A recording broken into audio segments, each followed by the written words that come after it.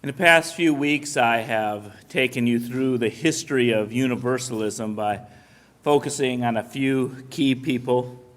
I started with Benjamin Rush, who emphasized a loving God and individual freedom and was part of the revolution of this country.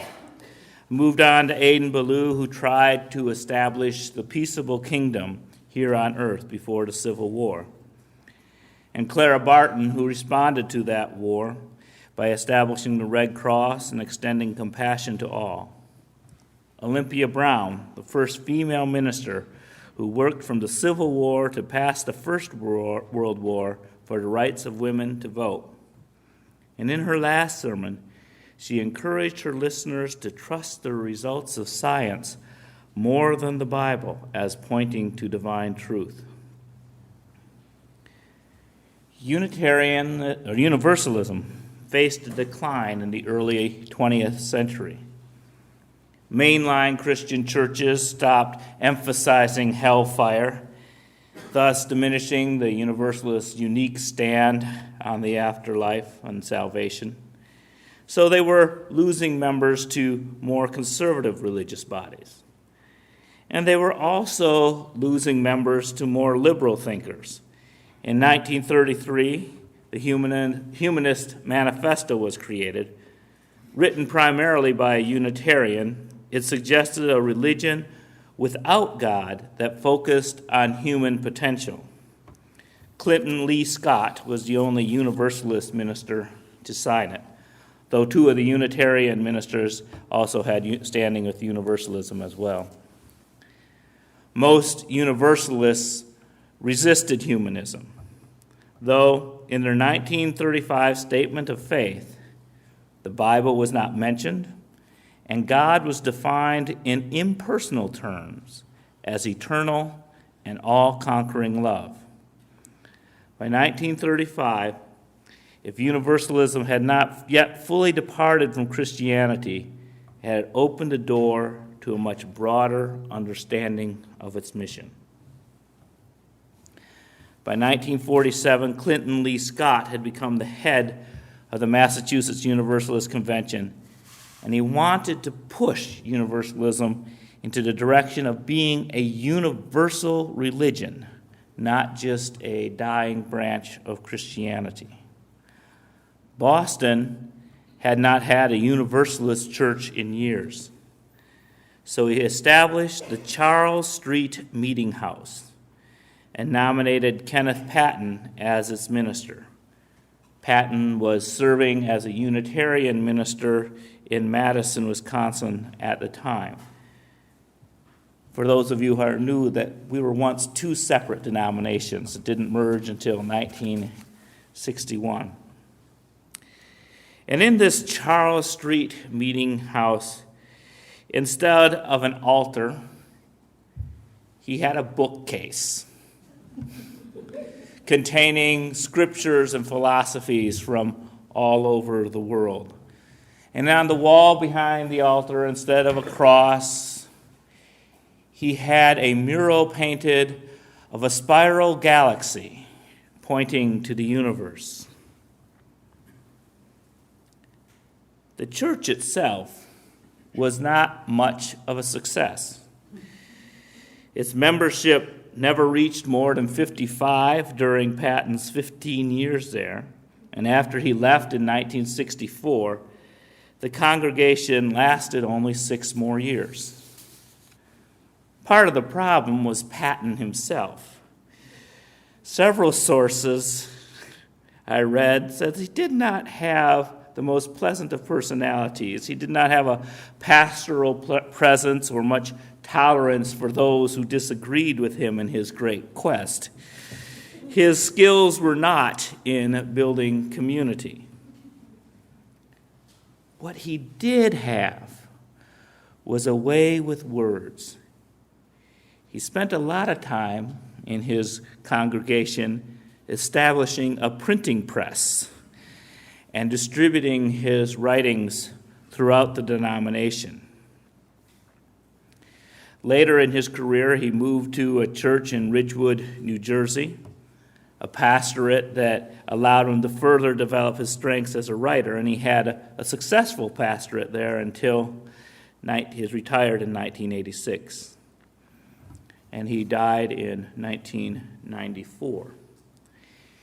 He was so prolific at writing about what this Unitarian and continued Unitarian Universalism and Universalism were, that in our first hymn book as a joint congregation in 1964, it contained 13 songs and 23 readings by Kenneth L. Patton. Our current hymn book in 1993 contains 5 hymns and 3 readings. Now, part of the reason for decline may be that many of Patton's writings used the term man when referring to humankind, and so reading them now can be a little bit jarring to our post-feminism ears. However, in our current hymnal, Patton's words are still used more than Emerson, than Channing, than Jesus. Though dissatisfied with traditional religion, Patton was also disappointed with humanism. He wrote about when he became a minister back in the 40s. When I arrived in humanistic Unitarianism, Hymns of the Spirit had recently been published, the first hymn book to contain humanistic materials, some of questionable literary merit.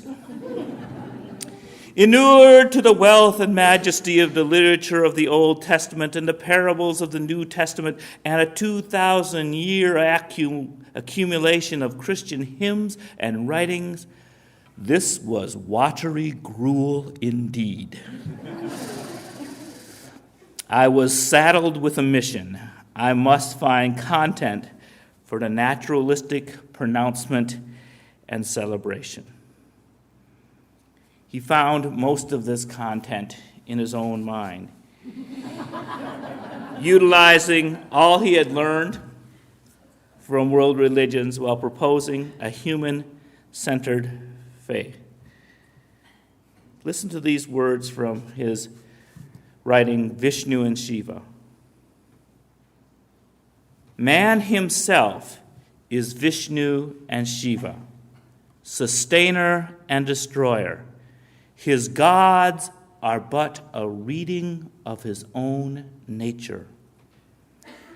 The answer is simple, or seemingly so: to live and let live, to unmake the armies and withhold man's own hand from suicide. For we have discovered that the Garden of Eden is in the hearts of men. Adam is driven out of the garden only by the flaming sword he holds in his own hand. Man is his own angel of judgment. His sin is against himself, and whether he may return to the garden, he himself will decide. Patton's religion encourages us to avoid the false security of dogma and to seek and embrace mystery. The journey may be difficult, but it is worthwhile. He writes, there are questions which come to every man in feelings of wastelands and loneliness, beyond the healings of known companions. For these he has written a sad song in the day and night, and written stories of slaughter and agony. For want of answers, his mind has splintered, and he has wandered off into the ecstasy of madness. He has sought answers in the arguments of wine and the wisdom of opium. Many have stifled the voices, drowning them out in hurry and noise. Many have listened unwillingly and turned away as soon as they could. Some listen again and again until the yearning unknown is itself known and familiar. The quandaries become remembered faces without names, and the mysteries, silent companions. To them, the unanswerables are no longer pools of terrible drowning. These become the depths and the body of the sea, the lifting presence beneath the keels of their vessels. They make of the mysteries a song and a story. They are taught the ways of acceptance and peace, having known the wonder and been wedded to it. They are secure and unconquerable.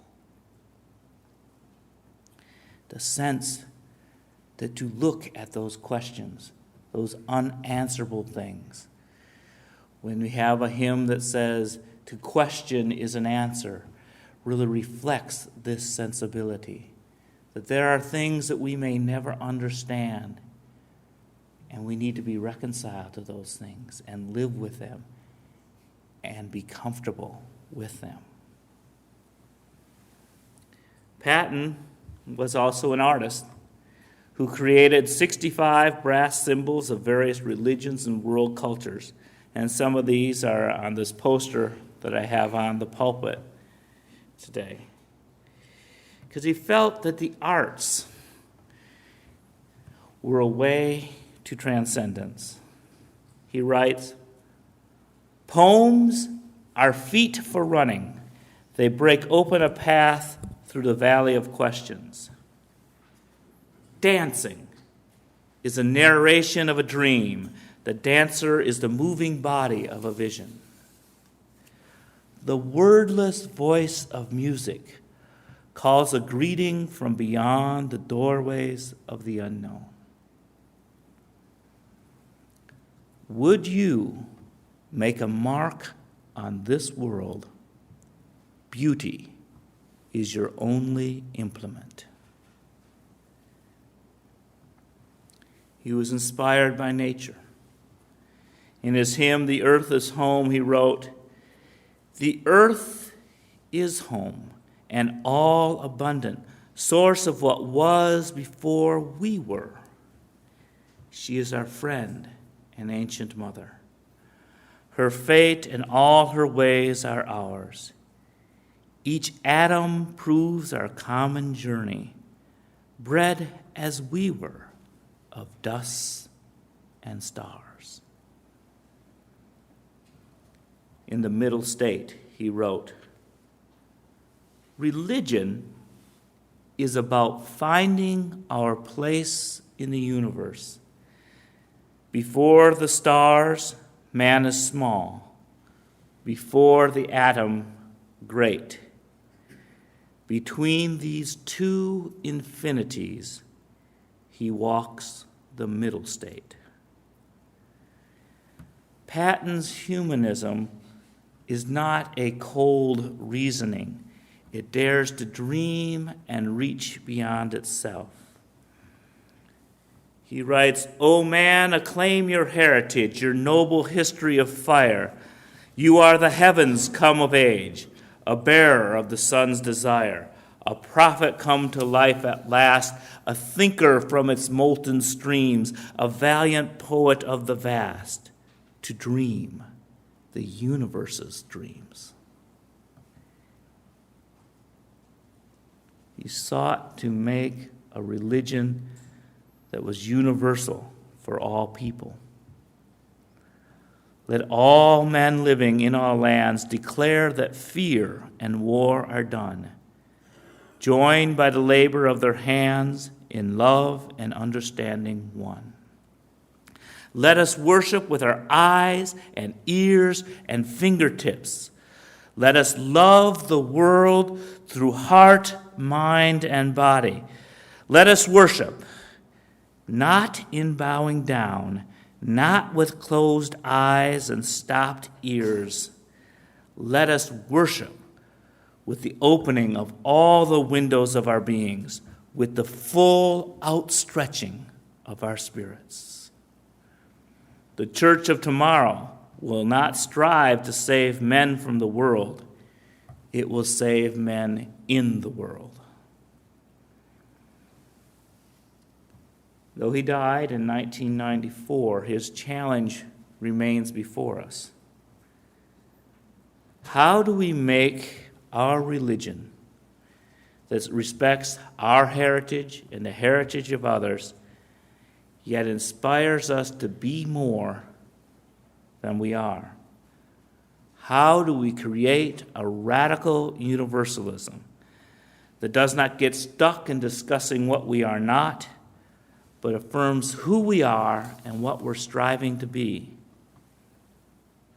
This universalism can focus on the good works we need to do.